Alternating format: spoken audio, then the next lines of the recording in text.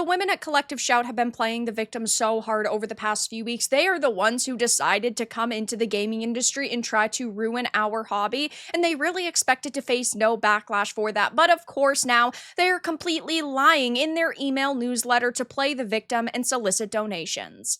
I have a few different things to show off, but before I get into the topic, if you enjoy the content I create, check out the links in the description, join the community in my live streams, and consider supporting through Patreon or YouTube memberships. Now, Collective Shout is an organization that has tried to work their way into the gaming industry for a very long time. I mean, they've been around since 2009, and during the days of Gamergate 1, they really tried to gain a following in this space, and of course, it didn't work. We were too busy, I guess, dealing with the Anita Sarkeesian, Brianna Woos, and Zoe Quinns to really pay attention to these people. But of course, now they have found a little bit of a foothold in this industry because they got payment processors to go to certain platforms like Steam and itch.io and demand they remove certain content. And while there is some good news on that front in the United States specifically because of the executive order, it's still not a guaranteed win for gamers, so we do still need to be cautiously optimistic, and we do still need to keep calling Collective Shout out. I don't think that they're the only target in this fight. I do think that we really need to pay more attention to the credit card companies, banks, and payment processors, but we cannot let them just run around unchecked because that's why they gained so much power in the first place. But now, of course, they are lying in their email newsletter because they want to continue to play the victim and they're trying to get donations. So it says, over the last 2 weeks, we have been subjected to the largest coordinated cyber attack in Collective Shout's 15-year history. I think that this is funny. Like, one day we just casually came across Collective Shout and we decided to hate them and we decided to target them and attack them when, of course, that's not the case. We are simply fighting back against the change that they want within this industry. We are just countering what they have said and done. Really, they are the ones who coordinated this cyber attack on gamers.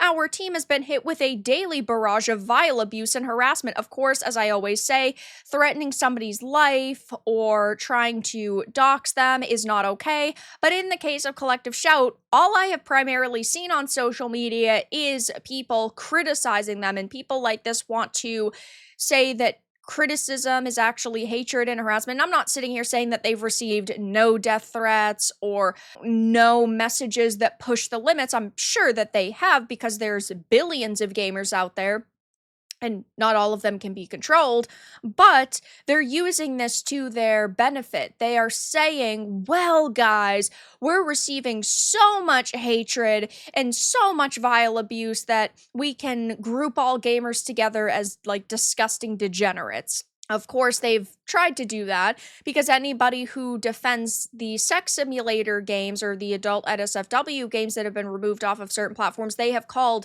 disgusting, porn, brain addicted gamers, which is absurd.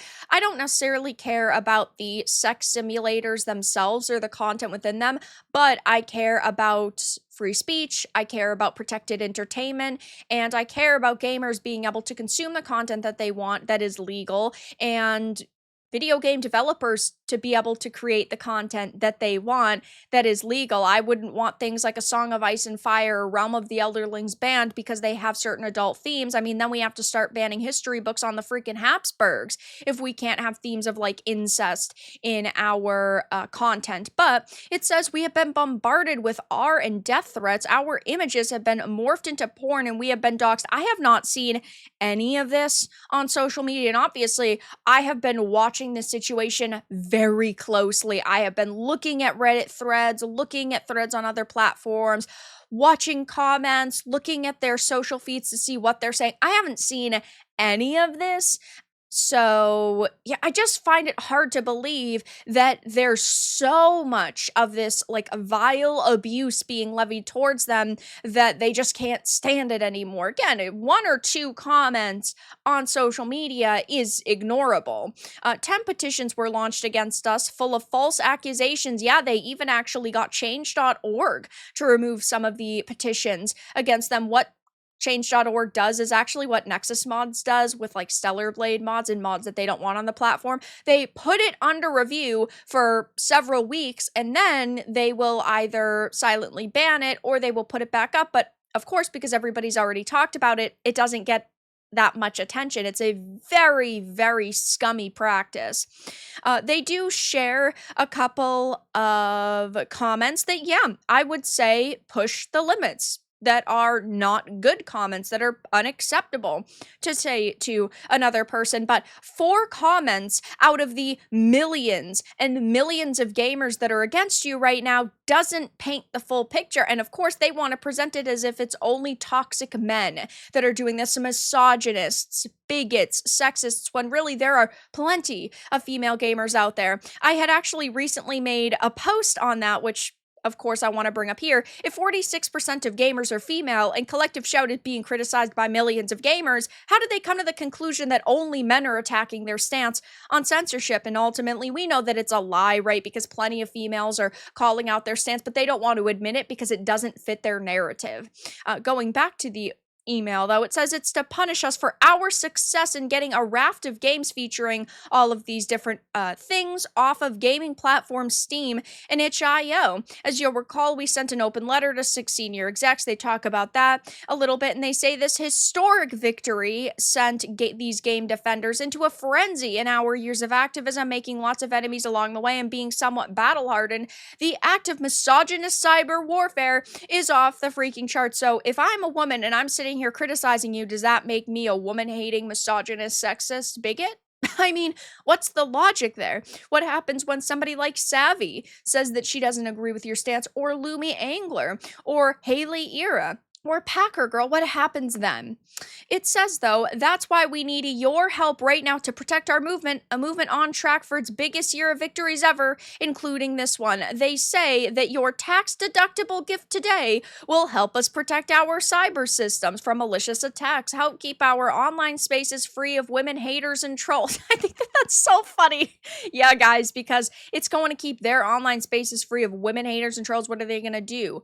Put bots on their social accounts to hide comments? They even say help uphold our freedoms and right to continue speaking out and send a message that we will not be defeated. So guys, for anybody who is watching this video, just know every time you click the super thanks button, every time you click the super chat button in a live stream, every time you leave a like on a video or a comment on a video, every time you support me, you are upsetting these feminists. You are upsetting these gamer haters. You are triggering the individuals who ultimately want our entertainment censored. So make sure to leave a like on this video if you support the message that I'm saying in this. And of course, there are a lot of people that are just roasting them for this email because they're sitting here begging for donations, of course, but they're claiming that this is going to help them uphold their freedoms and their right to continue speaking out, and it's going to help keep their online spaces free of woman haters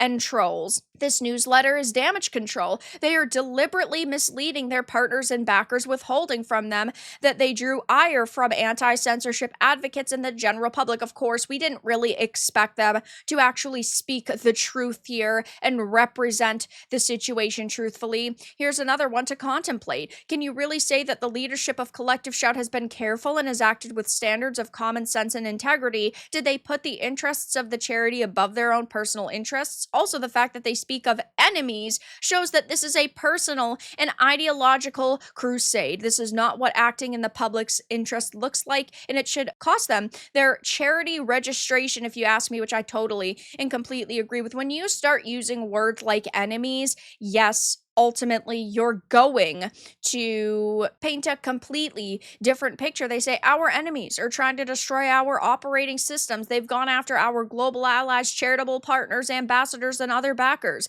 They've tried to get social media platforms to shut us down. I think that it's funny that they're saying that they will not be silenced and they will not allow social media platforms to shut them down. So they won't be censored when they are ultimately censoring other people. I don't think that these individuals really understand the words that they're spewing. So, yeah, right now, Collective Shout is straight up lying in their email newsletter. They are not being truthful. They're playing the victim, and it's all to solicit donations, and they want to fight against their enemies when really we know that they brought all of this backlash upon themselves. But that's all that I really had to discuss in this video. Let everyone know your thoughts in the comments below. If you found this important and informative, make sure to give it a like, and if you didn't, give it a dislike. I appreciate your support either way, but I'll talk to you all again in the next video really soon.